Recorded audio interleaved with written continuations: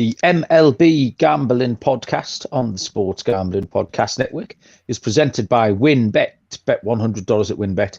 Get a $100 free bet. Head over to sportsgamblingpodcast.com/WinBet. That's sportsgamblingpodcast.com/WYNNBET to claim your free bet today. Welcome, everybody, to the MLB Gambling Podcast on the Sports Gambling Podcast Network. My name is Malcolm Bamford. I am coming to you from Newcastle upon Tyne in the northeast corner of England. Today is Monday, September the 26th, and we are here to handicap all the relevant games in MLB for Tuesday, September the 27th. And joining me tonight is Mr. Noah Bernick. Noah, what's happening? How's it going, Malcolm? Doing pretty good myself, honestly.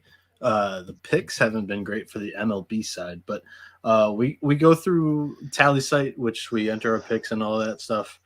Haven't done well picking every game in the MLB in quite some time to get onto the top 10, the rankings, the graphics that they post every week. But second straight week against the spread for college football. I was number one last week, and this week I was sixth. So doing pretty well on that side of sorts. Got to figure it out here. We got a week and a half left of MLB games, and then we get into the postseason baseball, Mel.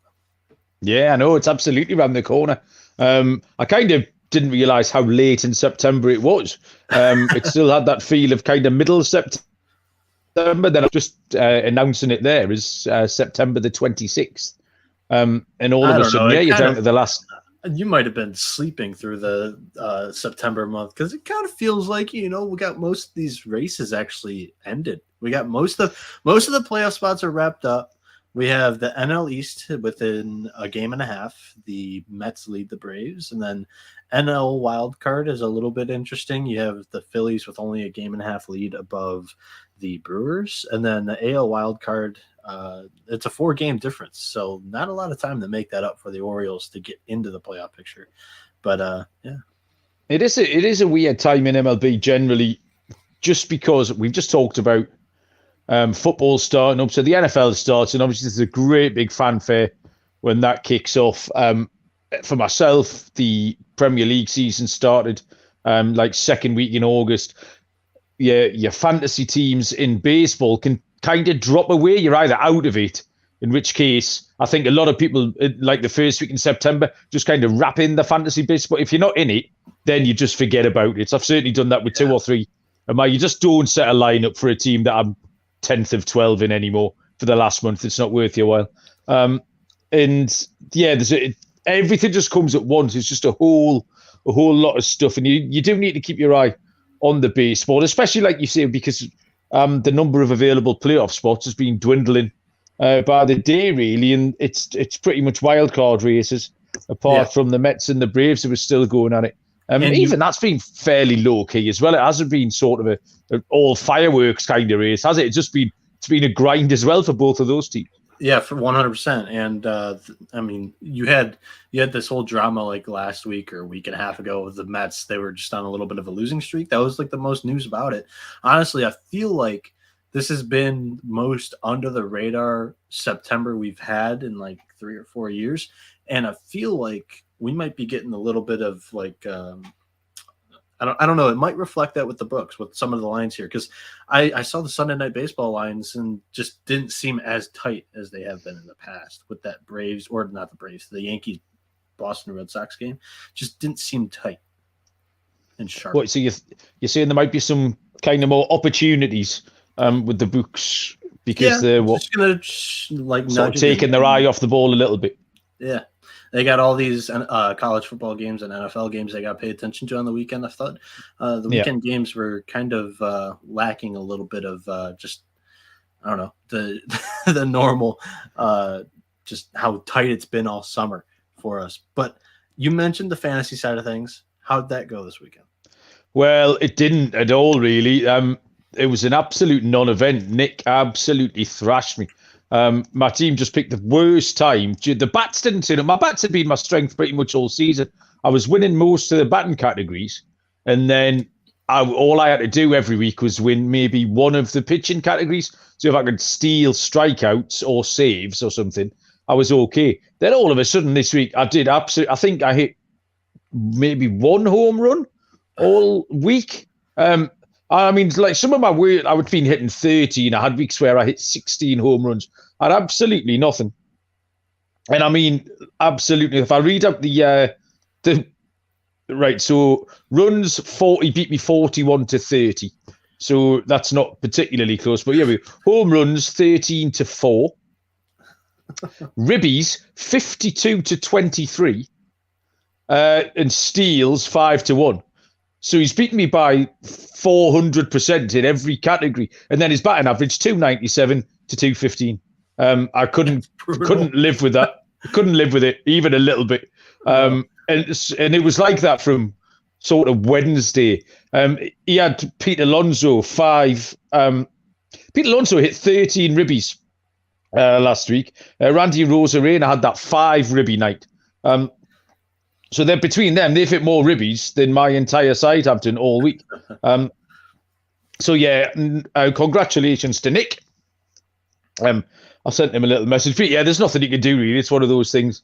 I played all those starting pitches last night, like we knew I was going to get for the 2 starts. Yeah. And they actually, most of them went okay. It was Kyle Gibson killed me on the week. I think he won both of his games, but remarkably gave up, like, I'm just taking my socks off. Sorry, if you're wondering why my legs are dangling in front of your face. I've got a bit warm. Just only on YouTube. Only on YouTube. Yeah, and look at them. Oh, didn't expect that, did you? That's a gambling. Looks like a orthopedic surgical stockings. That's the jammer. What are we talking about? Well, we just Kyle Gibson. About your fantasy team. Yeah. Yeah, Kyle Gibson, I think, gave up about 200 runs in his 2 starts. But then I think they won both games. He had that mad start against Ross Stripling, where they came back from like 6-1 down in one. And then he pretty much did the same last night as well. So, yeah, long story short, not even close. Another thing that, I mean, we could talk about is your Guardians clinched it up in the NL Central or the AL Central, and they did it because my Tigers sweep the White Sox. I mean, it was I know. It was kind of cool at the end seeing. I mean, just how much the young guys have contributed to that Guardians team right now. Stephen Kwan, Josh Naylor, Tristan McKenzie. I mean, I did a little bit of research because I got to know this Guardians team a little bit better than I did throughout the season. I just seemed to be on the wrong side of a lot of their games, I felt like, and you were all over them. This Guardians team had 16 guys make an MLB debut for them, and they have so far, like during the stretch, they've won 18 of the last 21 games. Factually, this is the youngest club in the MLB, and they're in the postseason. Malcolm, you had a better read on this Cleveland team for most of the year, so this was your squad, and congrats.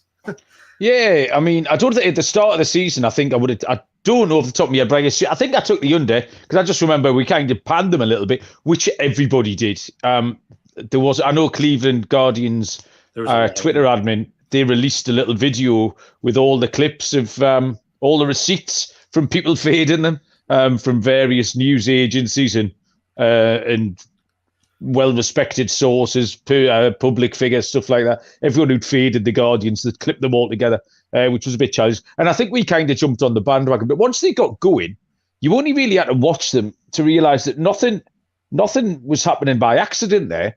I think maybe you get teams who go on a run sometimes, and they are overperforming. But I've got the feeling Cleveland were overperforming. They always seemed in control of what they were doing. Stephen Kwan was the great story over the first 2 weeks of the season, where he had, I don't know what the stats were, but he had a mad run where he didn't have a swing and miss for about 3 weeks. And everyone was expecting him to fall off a cliff, and he didn't. And then there's names in there that you still don't really know. I mean, like Owen Miller, I think is in there. He's been batting clean up a couple of times. He's been 4 or 5 hitter first baseman for him. He and Josh Naylor over there have nailed down that first base spot. Hello? Ooh, I've lost you, Noah. Hello, are you back? Oh, your face is frozen, but your voice is... I lost you in the middle there of Josh Naylor. I said Josh Naylor and Owen Miller have been nailing down the middle of the order here. Miller, utility guy all over the infield. Naylor at first base. They switch in over there on the first base side. But I mean, those two guys, power bats in the middle of the order for the Guardians. Go ahead, finish. Play with a lot of intensity as well, and obviously the bullpen's been great. Class A. Karinchak finished the season strong as well. He was a big name last season that everyone was expecting to pick up 35 saves. Actually, he's sort of set the setup man now, but he's done really well. So yeah, I've really enjoyed watching Cleveland. I actually picked up a little 33-1 ticket on them last week, I think, to win it for the World Series. Yeah. Not much pizza bet. So I'm sitting with Seattle and Cleveland at 33-1. So hopefully someone will give me a little run. And yeah, there might a little bit of excitement there. So last tomorrow, go on, man. Last thing before we jump into the games, Pools hit 700. You gotta mention it. So congrats to Pools. And I mean, honest, that's the last guy that's gonna do that for a long time. Nobody's really close to doing that in the MLB right now. Yeah, he did it in style as well. It was good to watch. Again, we've talked about how these kind of things with my lack of deep history on the sport don't really come onto my radar as much. But once I looked at some of the footage a little bit more, you couldn't help but be amazed by it. Actually, a couple of my friends messaged me the other night because the Yankees-Red Sox game was on BBC. And the BBC never carry any baseball at all. And a couple of people who knew that I was interested said they'd found that the Yankees-Red Sox game was on one of the BBC channels. So hopefully, if that's a thing to come, if the BBC have picked up the rights to broadcast a few games, that might spread the word a little bit. I think that maybe they were hoping to see Judge hit his next home run, but that didn't happen. He got stranded on deck last night in the rain as well, I think. Okay, right then. Let's crack on with tomorrow's games. We've picked 8 games for the Tuesday slate, all for teams with playoff implications. We'll have a look in the bottom draw as well, just in case there's something there.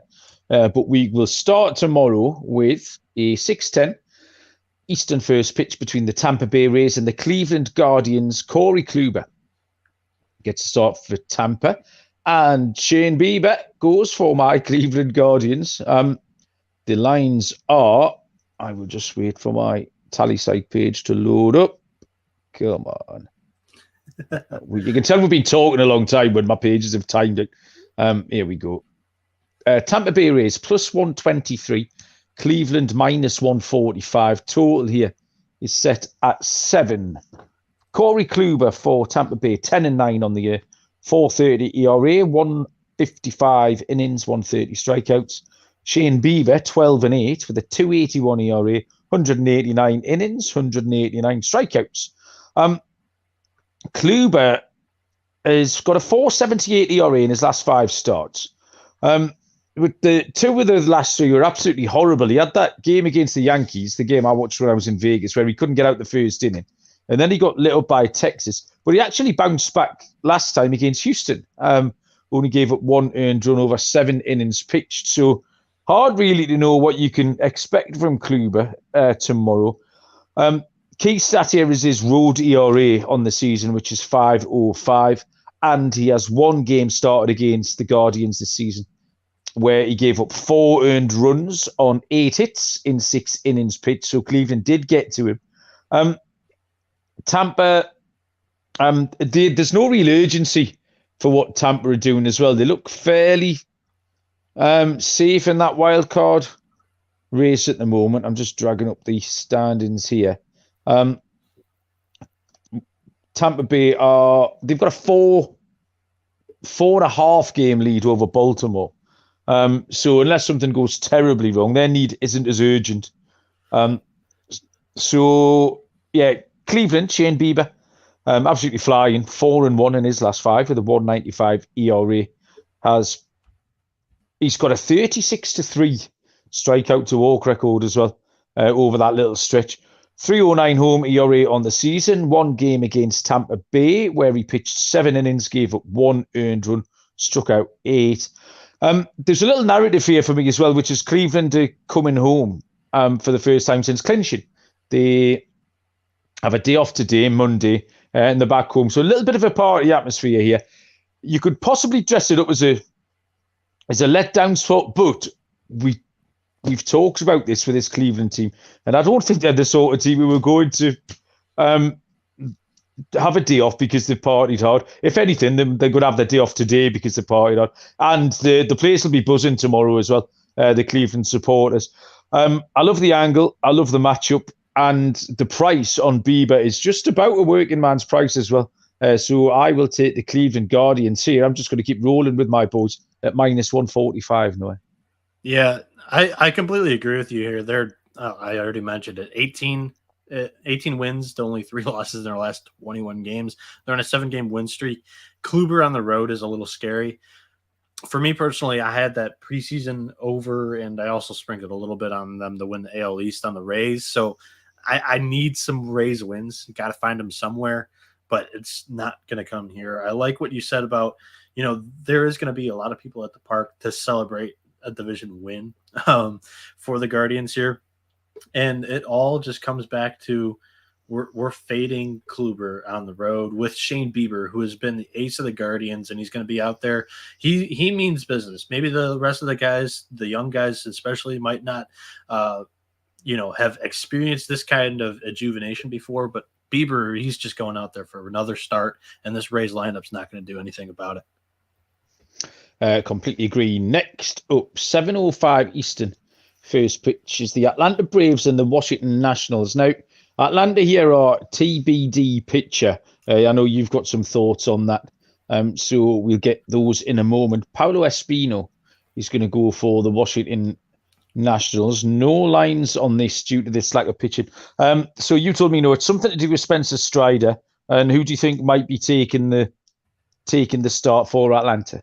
Yeah, so they've announced that Strider is going to be on the IL for the rest of the regular season, which is a little nerve-wracking. He's got a little bit of an oblique issue. The good thing for the Braves is they have a couple of guys in their farm that they're ready to come up to the MLB here. For Atlanta, in part, the whole Strider thing seems a little bit distracting. Starting for the Nationals is Paulo Espino, who's 0-7 on the year with a 4.17 ERA, 87 strikeouts, 22 walks, and 108 innings pitched. I'm not backing Espino here. Malcolm, I went to the MLB.com page. There are 3 guys that are expected to make their, they kind of do like a little timetable for guys in the minor leagues. They have 3 pitchers that they could easily bring up here to start. Do you think that we could get a minor league farm guy, a nice rookie that we can tail here like we always like to find? Kyle Muller, left-handed pitcher in AAA right now. Jared Schuster, left-handed pitcher in AAA right now. And we also have Freddie Tarnick, who's a right-handed guy in the AAA right now. So there's 3 guys that we've named, and easily I like all 3 of them against Espino.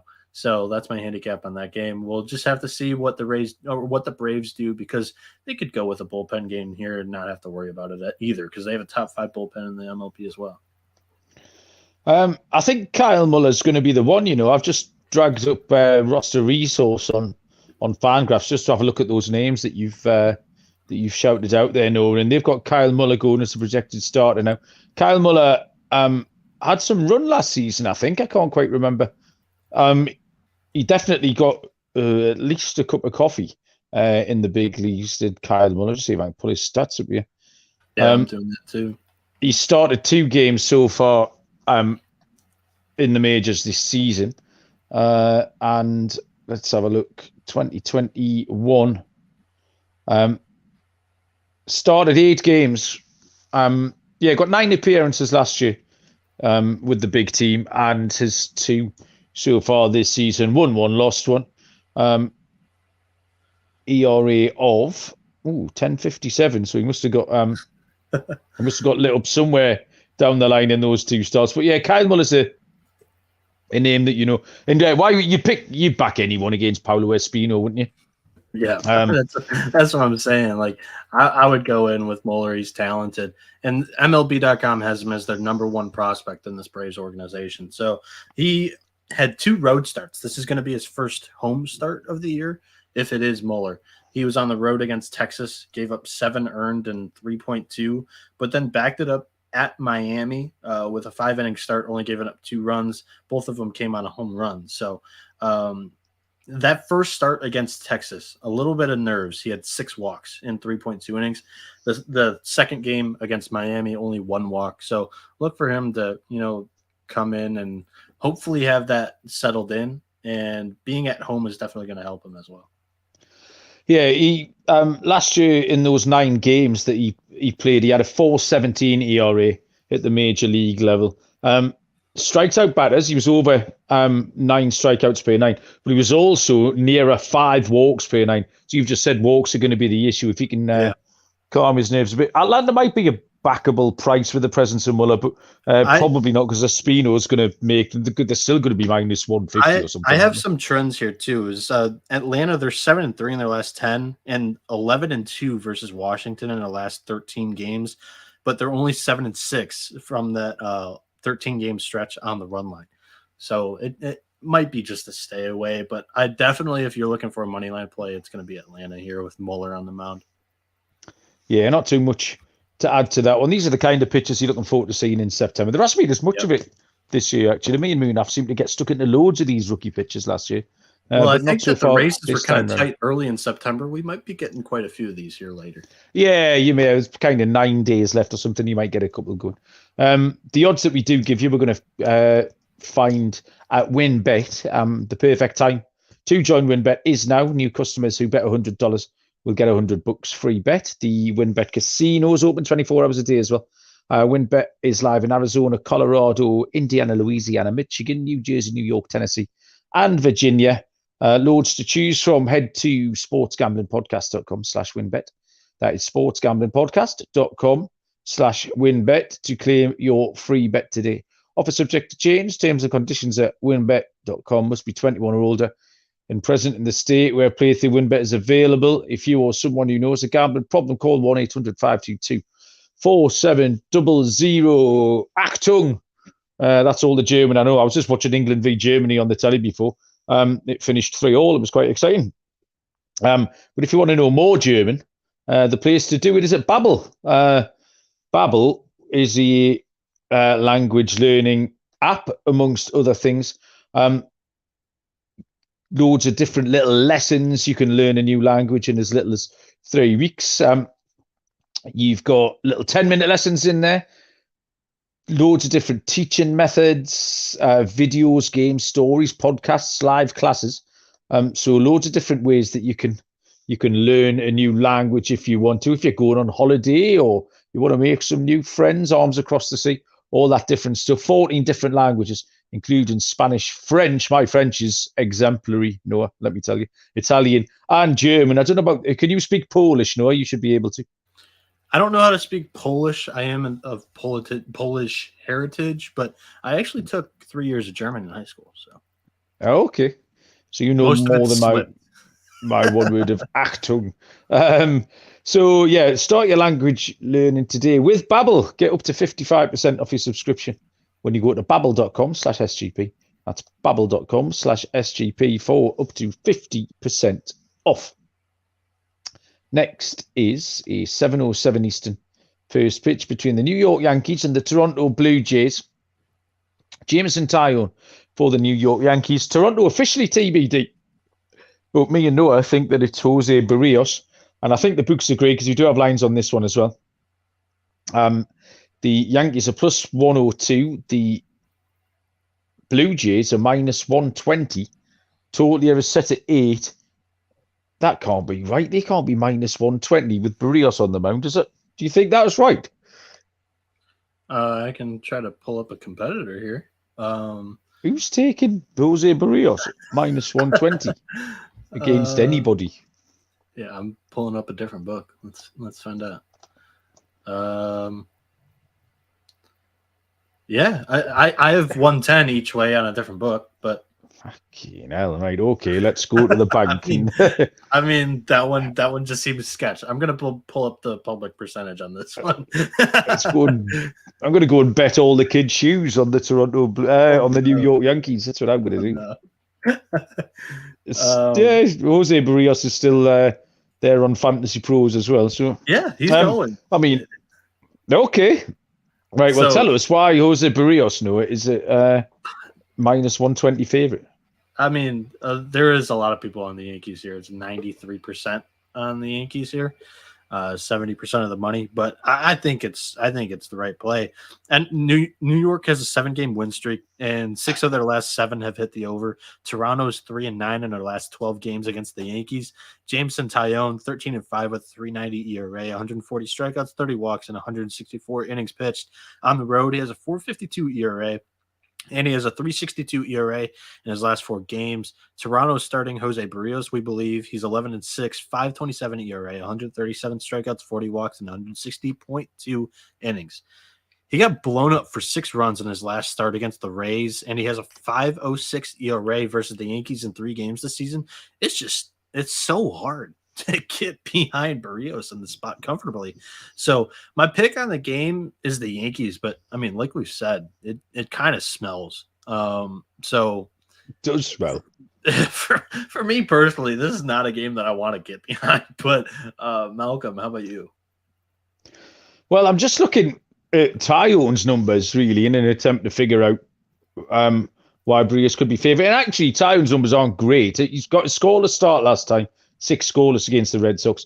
And before that, he's given up 4-3-2 and then 2 in 2 innings at the Angels. So he's been good for a couple of runs. I mean, the over 8 might be the way to go here if we're expecting both of these to give up 2 or 3 each, maybe. Could be. But anyway, regardless, I just the insta fade of Barrios for me. And I'll happily take the New York Yankees at plus 102, regardless of who was going. So, yeah. Give me the Yanks here in that spot. Next up is where are we going? We go to a 7:40 Eastern first pitch between the Philadelphia Phillies and the Chicago Cubs. Zach Wheeler for the Philadelphia Phillies and Marcus Stroman draws the start for the Cubbies. Lines are, I've only got money lines here, no total. Obviously, the usual wind in Chicago. Philly minus 165. The Cubs here at plus 140. Back to you, Noah.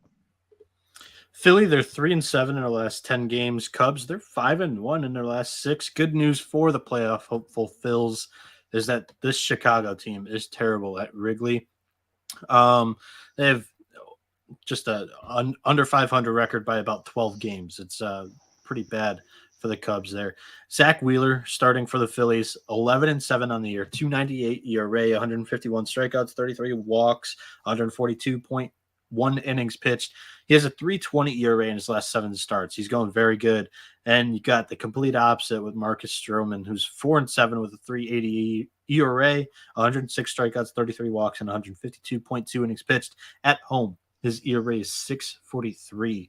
Stroman is one of our favorites to tail and fade based off of his home and road splits. And I think we have to do that here again with a hungry Phillies lineup that needs this game to keep their 1.5 game lead over the Brewers in the NL wildcard race.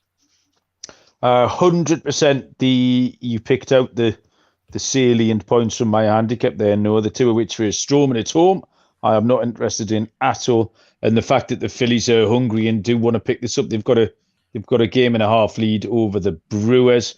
The Brewers have got a tricky series. Do they play St. Louis, I think? Yeah, the Brewers are home to St. Louis, which is going to be tricky. So this is the door is ajar here for Philadelphia if they want to go through it. So yeah, Philly on the run line for me. They're going to be minus 165 is the money line total. So you'll get plus money about Philadelphia on the run line. 7:40 Eastern first pitch. Oh, I forgot the Mets, haven't I? Whee! No wonder. I thought you'd had back-to-back shots then. 7-10 Eastern first pitch. The Miami Marlins at the New York Mets. Pablo Lopez for the Marlins and Carlos Carrasco, the Venezuelan, gets the ball for New York. The lines are, the Mets are prohibitive favourites, minus 217. The Marlins are plus 183, and the total here is set at 7. Pablo Lopez, 9-10, record, 388 ERA, 167 innings, 162 Ks. Carlos Carrasco, 15-6 with a 379 ERA, 145 innings pitched, 147 strikeouts. Pablo Lopez is going okay, apart from one shocker, but that was against the New York Mets on the 10th of September. He's been great on the road, 3.15 ERA on the year. However, again, this is the key figures for me. 4 games he started against the New York Mets. 34 hits, 21 earned runs in 16 and 2/3 innings in that stretch. So he's given up over 2 hits per inning, and then over the ERA will be well over 9, I think. 21 earned in 16 and 2/3. Carlos Carrasco has just been weird lately, really, really inconsistent. There's no patterns at all. You couldn't fetch a pattern out other than he's been consistently inconsistent. I think his key stat here is he is 3-0 in 4 games started against Miami, 25 and 2/3 pitched and only 6 earned runs. So comparing those two lines head to head this season, you've only got one course of action here. You've got to come down on the Mets. The minus 217 is too short. But on the run line, you get the plus price here. And we know that Miami don't score many. The Mets bats have, although been slightly inconsistent in Oakland this week, have put up double figures a couple of times, I think. So give me the Mets on the money line, Noah. There's 2 courses of action. We're going with the over here on this one. Yeah. Too. Okay. The over with Carrasco. He's been kind of shaky lately, and Lopez has gotten blown up multiple times against the Mets here. 7 is just too low. I love your handicap. I'm using your handicap. Yeah. Retweeting it, quote tweeting it. Overshot. Okay. No House Advantage are a new sponsor here, changing the game by offering the most dynamic fantasy sports platform available today. You can play pick'em contests against other people. You can have a shot at winning $250,000 or more in cash.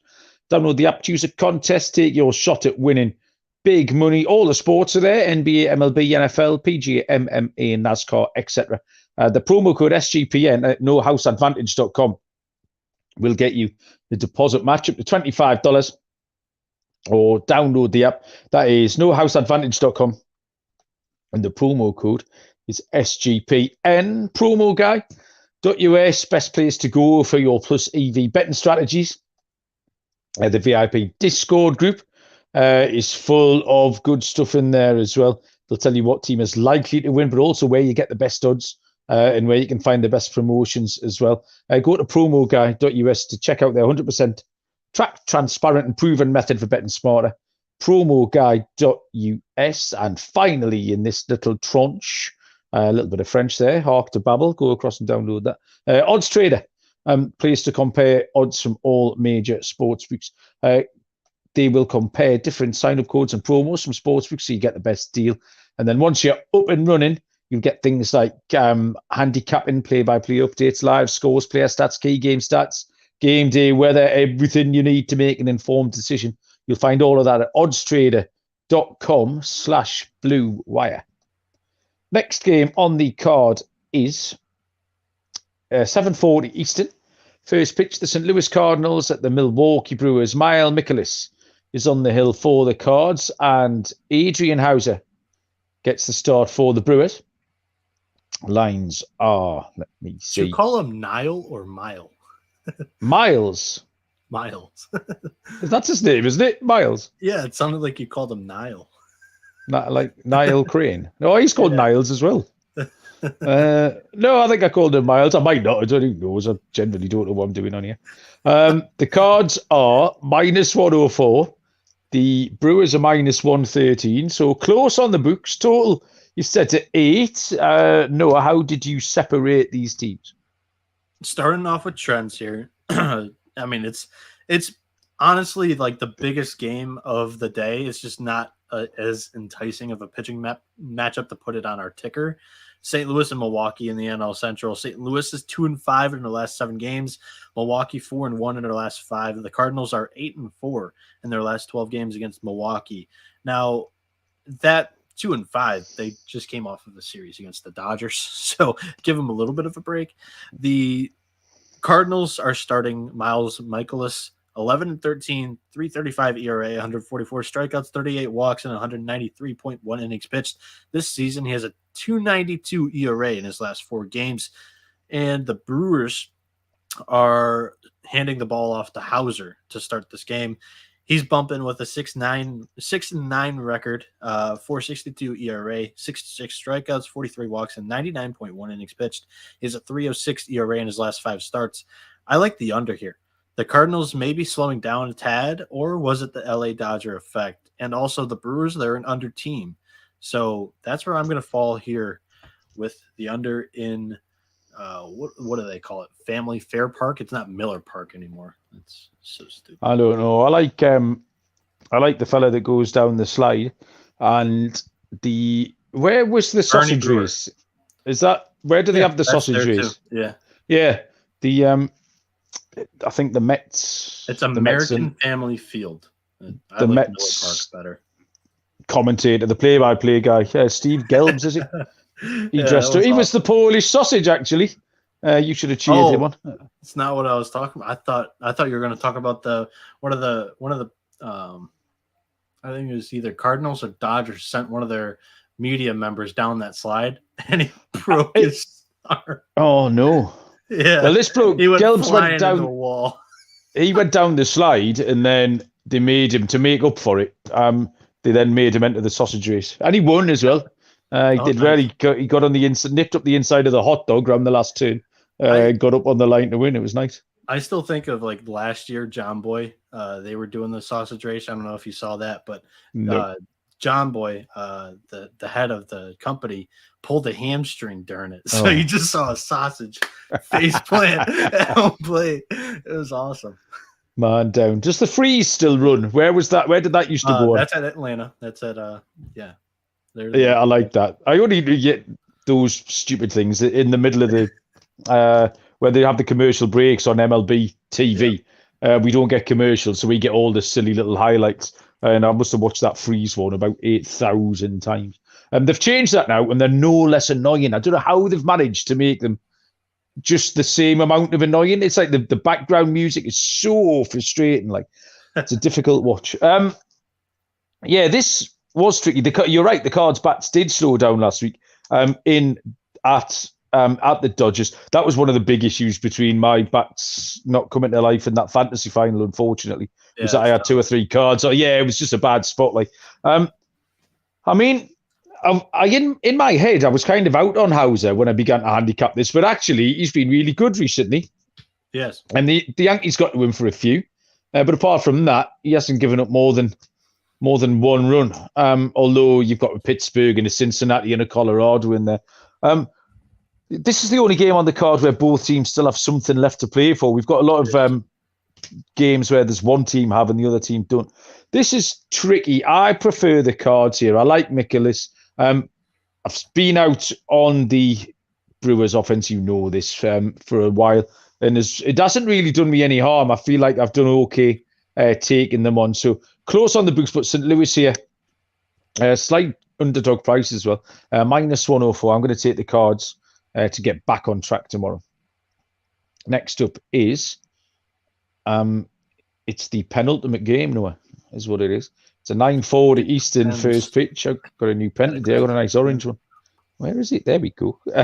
The LA Dodgers at the San Diego Padres. Probably the pitching matchup of the day. Tyler Anderson gets the start for the LA Dodgers, and the left-handed pitcher, Blake Snell. What does that say? It says Carlos Pizza. Free advertisement for my uncle's pizzeria in Michigan. Carlos Pizza on the pen. Blake Snell, who is a big fan of Carlos Pizza, never misses a Friday night down there, does Blake Snell. He will get the start for the San Diego Padres. The lines are Bosch, San Diego +108. The LA Dodgers are -127 on the road Total set at 7.5. Anderson, 15-4 record, 2.52 ERA, 1.67 and 2/3 pitched with 125 strikeouts. Blake Snell is 8-9, has a 3.62 ERA, 117 innings, 159 strikeouts. That's a lot. Anderson is still absolutely rolling. His last two have gone scoreless, 13 innings pitched in those last two games, 2.86 road ERA on this season. 3 games against San Diego this season, 18 innings pitched with a 1.5 ERA, and he's picked up 2 wins from those 3 starts. Snell's having an excellent second half. However, I think the Dodgers have had his number so far this season. 2 games started against them, 9 innings pitched, 11 hits and 7 walks Snell's given up in those 2 games. 6 earned runs as well, including a start where he gave up 5 earned runs against the Dodgers back on September the 10th, so relatively recently here. I came into this game kind of wanting to pick San Diego because I know Snell's been going better, and I know that the Padres still have stuff to play for and the Dodgers don't.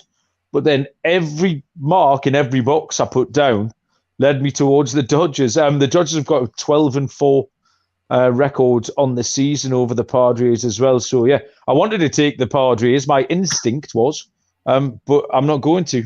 All the weight of evidence told me that it was the LA Dodgers. So -127 is a good price. Not very often you get the Dodgers at that decent a price as well. So yeah, give me the Dodgers. So I feel like I was the same way with you. I came into this game wanting to take San Diego, and hearing your handicap, it then gets you to want to take the Dodgers. The only reason why I'm going to stick with San Diego is because of Snell. I mean, he has been very good lately. The one bad start he's had in like his last 7, 8, no, it is more than, I mean, he had 2 bad starts in his last 7, but if you want to look at the whole second half, he's been amazing. He's only had two bad starts in his last 15 starts. It was at home against the Dodgers. He went 4 innings, gave up 7 hits and 5 runs, like you mentioned. On the road, though, July 1st against the Dodgers, 5 innings, 4 hits, only 1 earned run, and that was on a bomb. He had 12 strikeouts. I think we get that same Snell here at Dodger Stadium.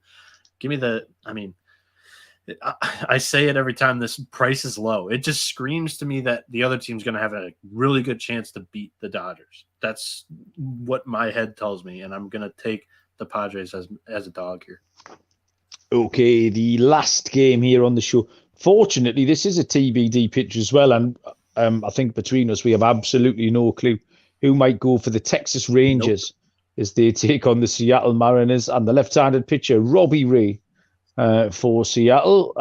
No lines, because absolutely no idea.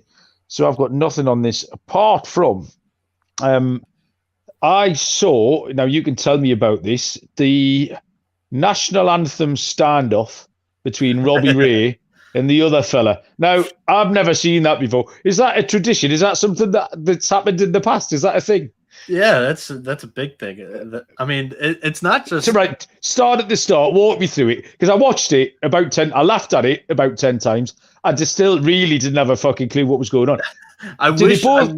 Go on, you tell me about it. I wish I was prepared for this, because the Mariners pitcher slips my mind. But he was a bullpen guy, and he got tossed. He got ejected from the I thought, did they both not get ejected? Yes, they both got ejected, but Ray's not starting.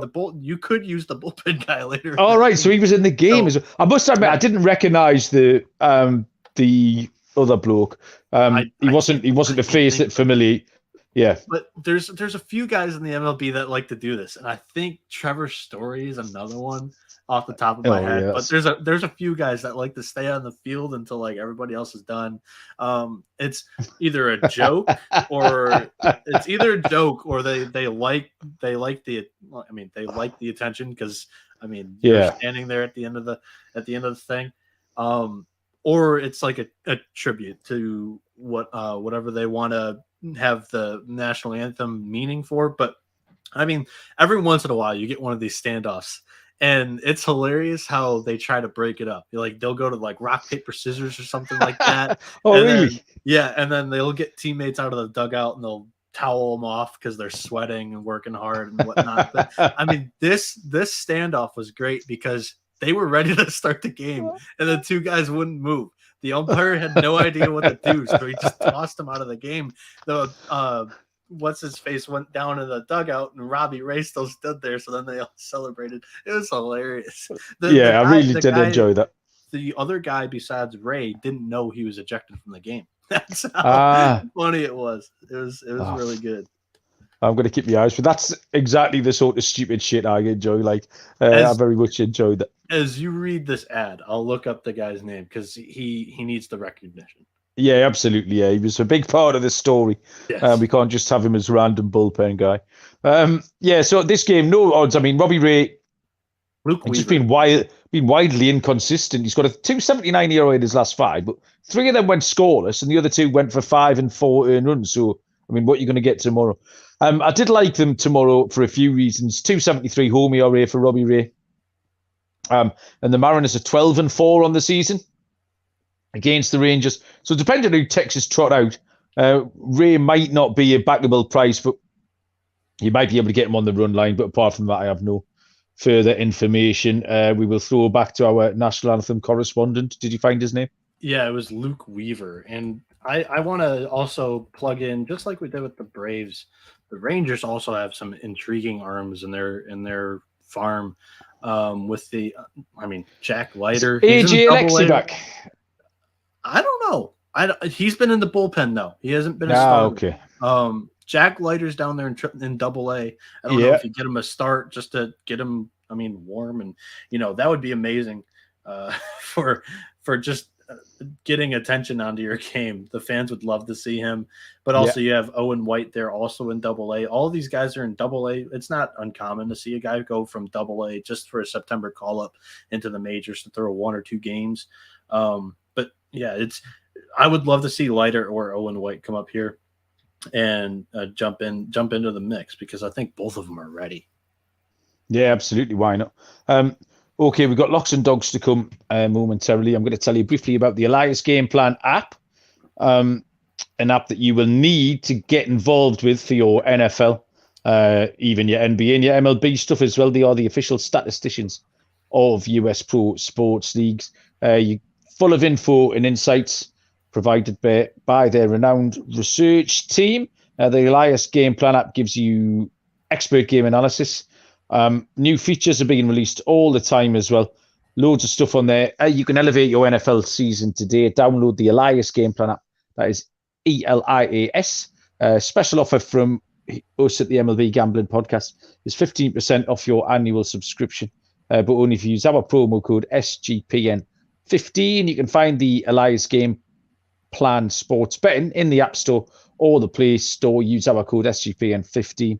And finally, Fubo TV, complete coverage of college and pro football, NFL Red Zone games in 4K, hundreds of channels of sports and entertainment. No contract, no commitment, cancel at any time.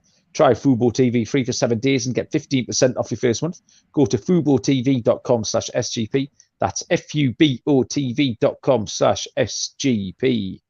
Okay, locks and dogs. I was struggling to find a dog before we were recording. I've kind of picked one out, although I don't actually have the price with me, but I know it will. Do you have any bottom of the barrel stuff? Oh, the bottom drawer. Let's have a look. Bottom drawer. No, like I say, it's disappointingly boring, because you see your names like Herman Marquez against Logan Webb and Zach Davies against Lance McCullers. You like you say, you want to see. I mean, Lance Lynn against Bailey Ober. How boring is that? How much money would I have to pay you to watch that White Sox Twins game? I don't think I would watch that game for less than £380. That's my price. That's my price. If you want to pay Lynn. I like Lynn, but I'm not watching. Like, not now. Look, this part of this season again. No. Yeah, Kyle Bradish is going well. I'd be interested to watch him against Michael Wacha. Yeah. That one's a nice spot. And Hunter Green's the other one that might take your eye. But no, I mean, it was just, like I say, it was a really, really uninspiring bottom draw, Noah. Oh, I think it's inspiring for the Tigers. I think they're rolling right now. They won 3 in a row against the White Sox. Joey Wentz has been one of the better pitchers for us. And Zach Greinke road form, I like the Tigers as my bottom drawer pick. In fact, I didn't see the the fact that Joey Wentz is going. I had Greinke on the road, which is an instant, hello, let's have a look. What can we get on here? And what you want is a pitcher who's going to make the price for you. You don't want to be taking on Jason DeGrom or someone. Jacob DeGrom. Or even Jason, his brother. A really good left-handed pitcher. What was the guy? Jason Steele, Luke Steele. Luke Combs, Jason Donovan. Joey Wentz would be the kind of guy who will make that price, I think. Yeah. A poor team and kind of an under-the-radar name will make you a price. Like a toss-up. It looks like it's -110 both ways. Oh, there you go. So we get the bottom draw. I mean, there's no such thing as a bad priced winner, even if the matchup isn't as spectacular. So I like that. No, well pointed out, well remembered as well. Because I was going to gloss over. The bottom draw. Okay, lock and dog, mate. What you got? So for my lock, we're gonna go with this is a 1.5 unit money line play. When it comes out on the run line, I'm also going to be on it, and that's probably going to be plus money. Give me the Philadelphia Phillies here against the Cubs on the road. You have road form Marcus Stroman, who's one of our favorite fades, or you got home form Marcus Stroman, who's one of our favorite fades this year, and Zach Wheeler. On the year, he's got a 2.98 ERA. In his last 7 starts, he's going really well as well with a 3.20 ERA. Philly needs this game against Stroman at home to keep their 1.5 game lead over the Brewers in the NL wildcard race. This lineup has to be hungry after just kind of a last. I mean, they've been slumping over the last 10 games. They've allowed the Brewers to sneak right back into this picture. I like the Phillies that just have one good day here on the road in Chicago. And for my dog, we're going to go with the that was my dog. That was your dog. I thought it was. That one's the run line. That's my dog. My lock is the over 7 in Miami and the Mets. Lopez has had so many rough starts against the Mets this year, and Carrasco has been hot and cold during the month of September and late August as well. I think the Mets lineup is going to be good enough to put up at least 4 or 5 easy on Lopez, and then also get into this Marlins bullpen, who has been just getting slaughtered late in the season. And Miami against Carrasco, just give me 2, and I think we're good. Just give me 2 runs. My dog, it's double dog. I've got the exact same pick as you. The Phillies are -165 to win the game, so there will be plus money to win to cover the spread here. Like you say, it's a misfiring Chicago Cubs team, and it's Marcus Stroman at home. And Phillies want something, so that all stacks up to the Phillies getting the job done. My lock, I covered quite a lot of sort of short price of good pitchers here. I had Tyler Anderson, I had Carlos Carrasco, but I'm going to take Shane Bieber and the Cleveland Guardians. -145 is a really nice price here. Just again, ticking boxes all over the place. Don't trust Corey Kluber. Bit of a party atmosphere for Cleveland as well, coming home. They've had a day off today, so they can clear their heads from the beer that they drank on Sunday and get straight back at it. And like I say, there was a scrappy bunch. Was it champagne? Was it fancy? Lovely. They don't look like the kind of team who are going to take the foot off the gas, because I don't think that would do them any good. I think they need to keep in the good habits that they've been in. And that is the sort of thing that's got them as far as they've come this season. So, give me Cleveland as my look at -145, Noah. And that is it. We have done it. Well done. I enjoyed that. Thank you, mate. Yeah, it was fun. Honestly, just the normal Monday shout out. It's the last episode of the Dana White's Contender Series for those MMA guys. And Daniel had a 5-0 record in week 8. Week 9, he went 3-2. The only losses were dogs. The guy that headlines the card on Tuesday night is Bo Nickel, and he was one of the greatest wrestlers in college over there at Penn State. Very interesting. If you have ESPN Plus, just put it on for 5 minutes, as this guy should just pick apart his opponent. He's -1,800. It's going to be an entertaining watch for me, it's sure, because I like this kind of stuff. But it's going to be, I think the pitching on some of these matchups isn't as stellar, but definitely the Dodgers-Padres game I'm very interested in. And honestly, Cardinals-Milwaukee, it's going to be a fun game. Those are my 2 games that I'm going to watch tomorrow. Yeah, I feel like this week I've just kind of gone into first gear for the playoffs. It's almost like it's the first time really I've glanced ahead, looked ahead to the playoffs starting, because that's going to come round and hit us in the eye in no time at all. We've got to build a graphic to announce like our competitors in this like draft. We'll turn this thing into like a big contest. It's going to be us four, and then we're hoping that Scott Reichel jumps on, and we're still in the process of securing our guests for that episode. It's going to be fun. Yeah, absolutely. Can't wait. Yeah, thank you everyone for listening. Thank you for joining. Anyone who joined us live, etc. Good luck with all your MLB bets and anything else you've got going on. We'll be back tomorrow in some incarnation or other. Until then, we will see you down the road. Cheers.